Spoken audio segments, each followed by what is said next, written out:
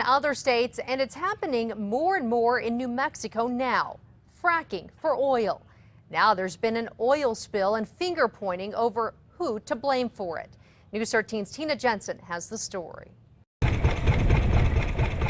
Today, the site of the well blowout in northern Sandoval County is cleaned up.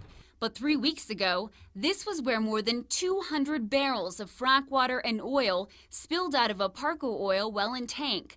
It caused a half-mile stream of chemicals. Left the facility and ran down the road and onto the main road. State regulators say the blowout happened because of pressure from nearby fracking operations run by the oil giant Encana, which use more pressure than the older traditional vertical wells can handle. On September 30th, one of their fractures reached Parko Oil's neighboring vertical well, resulting in a blowout and soil contamination.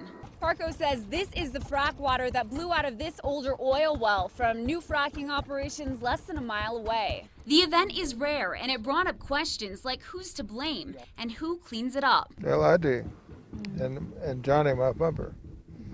And then we go to the proper authorities, and they come out and do their own checking and investigation. So far, Parko has had to pay for the cleanup, too. State oil regulators tell News 13 they have no authority to decide who pays, that if there's no agreement, the two companies would have to go to court. Others worry that this is a sign of things to come, with fracking operations moving in quickly and getting close to old wells.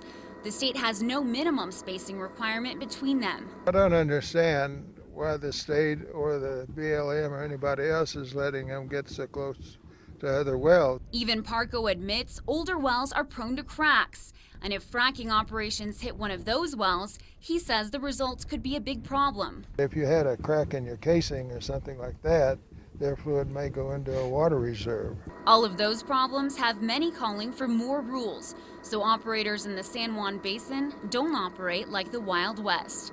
Tina Jensen, KRQE News 13. A spokesperson for Encana, which is based in Canada, says they take these kinds of events seriously. State oil regulators say there's no evidence groundwater has been contaminated, so they have no plans to test it.